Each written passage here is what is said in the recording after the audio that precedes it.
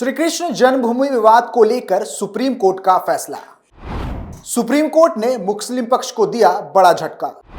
SC ने खारिज की मस्जिद कमेटी की याचिका।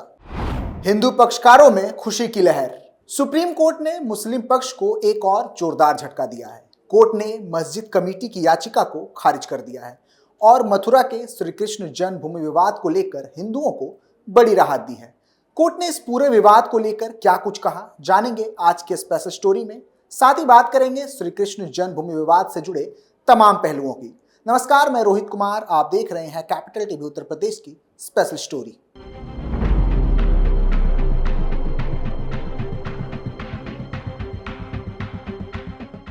मथुरा श्री कृष्ण जन्मभूमि विवाद में सुप्रीम कोर्ट से मस्जिद कमेटी को जोरदार झटका लगा है। कारण, कोर्ट ने मस्जिद कमेटी की याचिका खारिज कर दी है।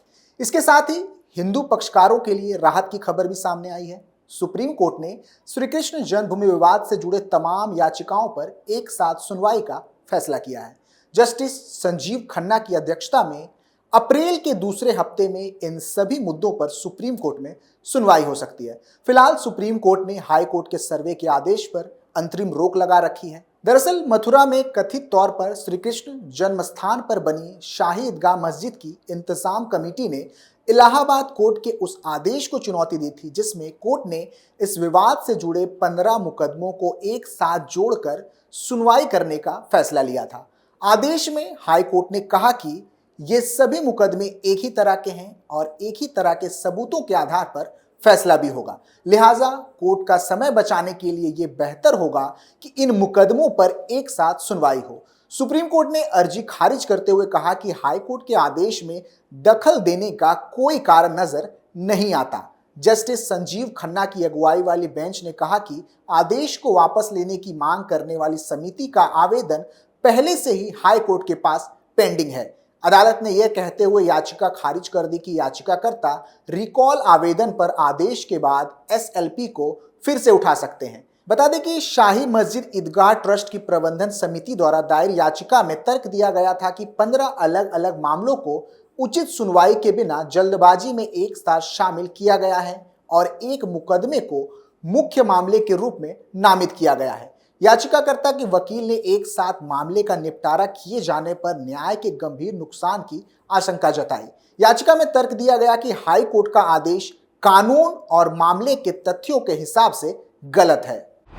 इलाहाबाद हाई कोर्ट ने दिया था सर्वे का आदेश। इस मामले में हिंदू पक्ष के वकील विष्णु शंकर जैन ने कहा था कि एडवोकेट कमिश्नर की ओर से हमें सर्वे के लिए अनुमति मिल गई है। उन्होंने आगे कहा था कि अगली सुनवाई 18 दिसंबर को होगी, जब कोर्ट इससे जुड़े दूसरे पहलुओं जैसे सर्वे कौन करेगा और रिपोर्ट कब तक दाखिल की जाएगी आदि की शर्तों पर फैसला हो जाए।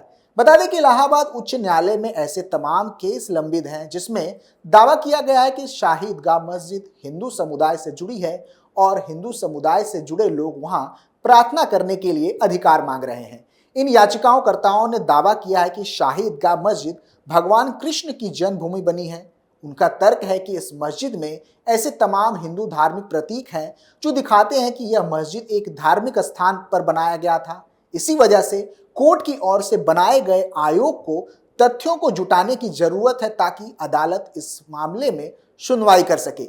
दिसंबर में इलाहाबाद हाईकोर्ट ने इस सर्वे की याचिका को स्वीकार कर लिया था, लेकिन सुप्रीम कोर्ट ने इस फैसले पर फिलहाल के लिए रोक लगा दी है। कैसे शुरू हुआ विवाद? इस विवाद के मूल में 1968 में हुआ समझौता है जिसमें श्री कृष्ण जन्म स्थान सेवा संघ और ट्रस्ट शाही मस्जिद ईदगाह ने जमीन विवाद को निपटाते हुए मंदिर और मस्जिद के लिए जमीन को लेकर समझौता कर लिया था। लेकिन पूरे मालिकाना हक और मंदिर या मस्जिद में पहले किसका निर्माण हुआ, इसे लेकर भी विवाद है। हिंदू पक्ष का दावा है कि इस मामले की शुरुआत सन 1618 में हुई थी और इसे लेकर कई बार मुकदमे हो चुके हैं।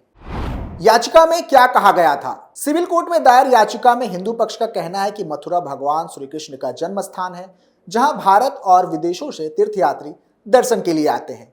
हिंदू राजाओं ने कटरा केशव देव में बने मंदिर की समय समय पर निर्माण और मरम्मत कराई थी। सन 1618 में ओरछा के राजा वीर सिंह देव बुंदेला ने कटरा केशव देव में श्री कृष्ण मंदिर बनवाया था और उसे ठीक करवाया था। इस पर 33 लाख रुपए खर्च हुए।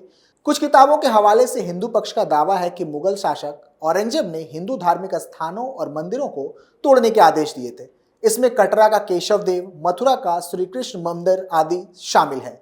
इस मंदिर को तोड़कर एक मस्जिद बनाई गई जिसे ईदगाह मस्जिद नाम दिया गया था। इसके बाद मराठाओं ने 1770 में मुगल शासकों से गोवर्धन में युद्ध जीतकर यहां फिर से मंदिर बनवाया, लेकिन ईस्ट इंडिया कंपनी के आने के बाद मथुरा का इलाका उनके तहत आ गया, जिसने इसे नजूल भूमि घोषित कर दिया।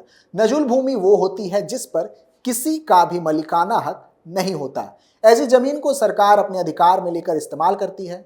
सन 1815 में कटरा केशव देव की 13.37 एकड़ जमीन को नीलाम किया गया। तब राजा पट्नीमल ने सबसे ज्यादा बोली लगाकर इसे खरीद लिया था। इसके बाद ये जमीन राजा पट्नीमल के वंशज राजा नरसिंह दास के पास चली गई। तब मुस्लिम पक्ष ने राजा पट्नीमल के मलिकाना हक को लेकर आपत्ति जताई थी, लेकिन कोर्ट ने उसे खारिज कर दिया था। इसके बाद 8 फरवरी 1944 को राजा पट्नीमल के वंशजों द्वारा किशन दास और राय आनंद दास ने 13.37 एकड़ की ये जमीन मदन मोहन मालवीय, गोस्वामी गणेश दत्त और भिखेन लाल जी आत्रे के नाम पर कर दी, जिसके बाद जुगल किशोर बिरला ने 13,400 रुपए का भुगतान किया। इसके बाद भी मुस्लिम पक्ष ने 1946 में इस खरीद बिक्री पर सवाल उठाया। इसे भी खारिज कर दिया गया और पिछला आदेश ही मान्य रहा। इसके बाद जुगल किशोर बिरला ने इस जमीन के विकास और भव्य कृष्ण मंदिर के निर्माण के लिए 21 फरवरी 1951 को श्री कृष्ण जन्मभूमि ट्रस्ट बनाया। उन्होंने 13.37 एकड़ की जमीन को भगवान श्री कृष्ण विराजमान को समर्पित कर दिया, लेकिन पूरी जमीन पर कृष्ण मंदिर का निर्माण नहीं हो सका और ट्रस्ट 1958 में निष्क्रिय हो गया।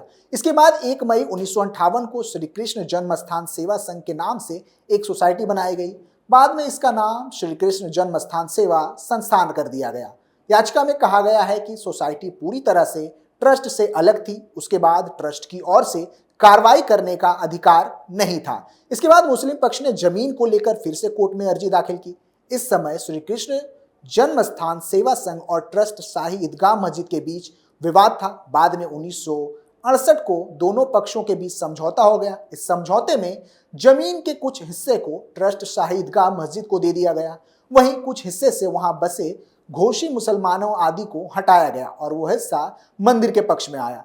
याचिकाकर्ताओं के मुताबिक समझौता करने वाली सोसाइटी को इसका कोई अधिकार नहीं है और ये समझौता ही अवैध है। इस समझौते में श्री कृष्ण जन्मभूमि ट्रस्ट को भी पक्ष नहीं बनाया गया था। उपासना स्थल अधिनियम के अंतर्गत है पूरा मामला। बता दें कि पूरा विवाद उपासना स्थल अधिनियम 1991 के अंतर्गत आते हैं। इस अधिनियम के मुताबिक भारत में 15 अगस्त 1947 को जो धार्मिक स्थान जिस स्वरूप में था वह उसी स्वरूप में रहेगा। इस मामले में अयोध्या विवाद को छूट दी गई थी, लेकिन श्री कृष्ण जन्मभूमि विवाद पर अगर सुनवाई होती है तो सवाल उठता है कि ये उपासना अधिनियम कानून के तहत क्यों नहीं आता।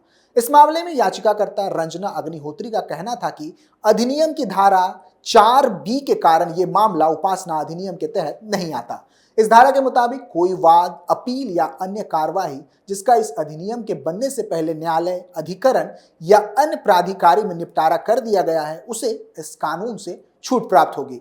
इस मामले में 1968 में दोनों समूहों के बीच समझौता हो गया था, जिसका आदेश 1973 और 1974 में दिया गया था। बता दें कि ज्ञानवापी, तेजो महल, काशी, मथुरा, फिलहाल कई ऐसे मुद्दे हैं जो कोर्ट में लंबित हैं। ऐसे में श्री कृष्ण जन्मस्थान को लेकर यदि कोई फैसला आता है तो यह जग जाहिर है कि यह हिंदू पक्षों से जुड़े दूसरे मामले को लेकर राहत प्रदान करेगी। फिलहाल के लिए इतना ही। आप देखते रहिए कैपिटल टीवी उत्तर प्रदेश। नमस्कार।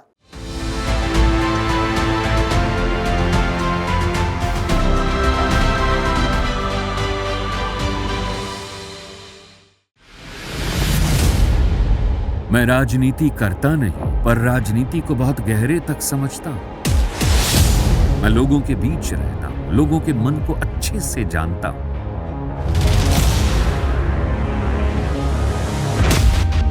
पब्लिक और पॉलिटिक्स की हर नब्ज को खूब पहचानता हूं। संघर्ष की सियासत से सत्ता के सिंहासन तक मैं हर खबर से खरा सच निकालता हूं। ना कोई दौड़, ना कोई race. Capital TV, Uttar Pradesh.